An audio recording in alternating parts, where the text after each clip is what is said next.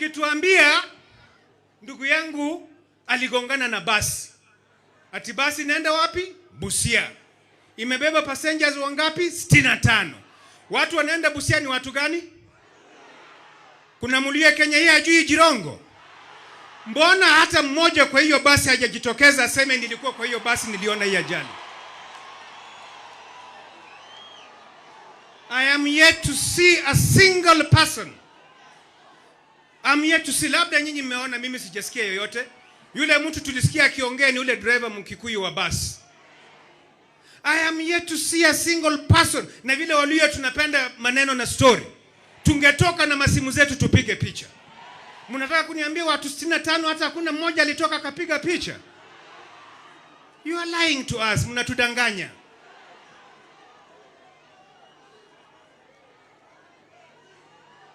I want to tell you that wakati mheshimiwa alipata ajali, mimi ni mtu wa kwanza bibi yake Anna alipigia simu saa 9 za usiku na dakika 23. Nilipata simu ya huyo mama. Akaniambia ndugu yako amepata ajali naelekea Naivasha. Hata nikamwambia simama nikuendeshe. Akasema wewe utanipata mbele. Alikuwa na msichana wake wawili kwa gari. Nami nikatoka nikamfuata nyuma. I was one of the first people kufika hapo. Nilipata gari ikiwa pale pale mahali kwa ajali wakijaribu kuiload. Basi likipata ajali lazima waite basi lingine litoke sijui Nairobi wapi ndio likuje lichukue watu. I didn't see a single person on the site. Watu walienda wapi? Uwezi niambia basi lingine litoka Nairobi likafika hapo mbele yangu na mimi nilikuwa na gari ndogo naenda mwendo wa kasi. I didn't find anybody. Those are the questions we want answered.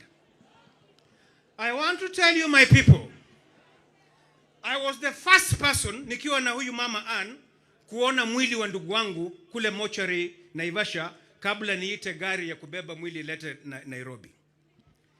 Mimi niliona gari nikasimama hata pale kwa ajali nikapiga mapicha. Niko nazo. Ndio nikaendelea na safari kwenda kwa polisi na kwenda kwa mochari.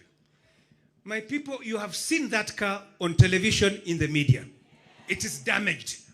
Wakati mwili wa ndugu yangu umetolewa mochari pale Naivasha, ukiangalia mwili uko intact, hakuna halama. Mahali ndugu yangu amepata jeraha, amevunjika mguu hapa na hapa. Ni kama ile ilivunjwa na watu wakimfanya torture. The injuries are not consistent with the accident that I saw. The injuries are not consistent. Kama hiyo forensic investigation hii itafanyika, sisi tushafanya. Nyinyi mnasema toji kuza kuli bandu batrichi. Khukoli kala makhuba keru khumali.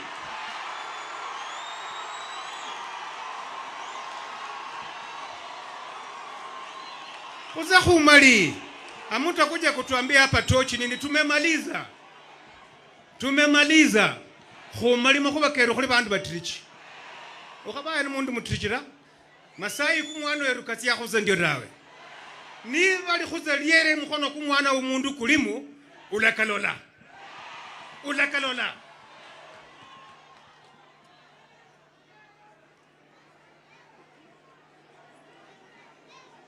Sasa juzi mimi nimeangalia kuna private investigators wamekuwa wakichunguza CCTV, wanafanya analysis.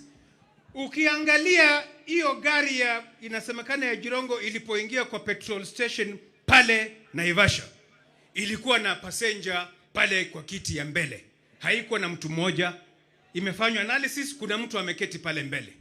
So wakati natoka ikapata ajali, huyu mtu mwingine ako wapi? Mbona Jirongo alipatikana peke yake kwa gari? So there are so many gaps. There are so many glaring gaps in the demise of our brother. So many glaring gaps. And we will continue asking these questions. We will. Certainly we will. We are demanding, not requesting, demanding for a thorough forensic investigations into the death of our brother. It's a demand. Gari ambalo Jirongo alikuwa anaendesha la Mercedes ni gari mimi nalijua vizuri sana, na liko na zile zinaitwa airbags. Airbags 12, 12 airbags. How come gari lipatikana kwa ajali kubwa kama hiyo and there was no single airbag that deployed? Hakuna hata airbag moja ilitoka. How come? You know, these questions are mind-boggling to us. We must get answers. We are pained. We must get answers. Mheshimiwa Jirongo alikuwa ameketi mahali kule Karen panaitwa Oasis. Mimi nikaja nikaona wameketi pale na ndugu yangu Speaker Mheshimiwa Wetangula na wengine wawili. Sikuingia kwa sababu nilikuwa na shughuli zangu, nikaenda kwingine. Hiyo ilikuwa mwendo wa saa tatu za usiku, saa 2:30 kielekea saa 3. Yeye aliniona nikiendesha gari langu nikapenduka. Kwa hivyo nilipomuuliza uko wapi, akanieleza mahali uliponiacha. Nikamuuliza, ndugu yangu, unajua tuko na mkutano kesho na wewe? Akaniambia ndio, hata ndio nataka kutoka niende nyumbani kwake Gigiri. Sasa vile tunaambiwa alipatikana Naivasha na yeye hakuwa na mpango ya safari ya Naivasha. My brother had not planned to go to Naivasha. I can vouch on that one. And I want to tell you, my people, nataka munisikize. Namjua huyu ndugu yangu sana. Hali alivyoongea na mimi, you are lying to me if you tell me Jirongo drove himself to Naivasha. It is a lie. He never drove himself to Naivasha. Namjua sana. Kwa hivyo amekufa kwa hali ambayo ni tatanishi. Na wakati tunauliza maswali, we mean it. Wala wanasikia vibaya tukuuliza maswali, we will continue asking these questions until we get the answers. Wala wana shida na maswali yetu, we are telling them unless watunyamazishe hata na sisi, we will continue asking these questions. Mheshimiwa Jirongo, I think I must be one of the very last people to speak to him kwa simu. Nafikiria mimi ni mmoja wa wale watu wa mwisho kabisa. Hiyo simu yake tutakapowasha, najua tuko nayo, mtaona simu yangu ndio labda simu ya mwisho alipokea kwa maisha yake, kwa sababu niliongea na yeye saa 5 za usiku. Sidhani kama kuna watu wengine walimpigia unless ni wale walikuwa na yeye.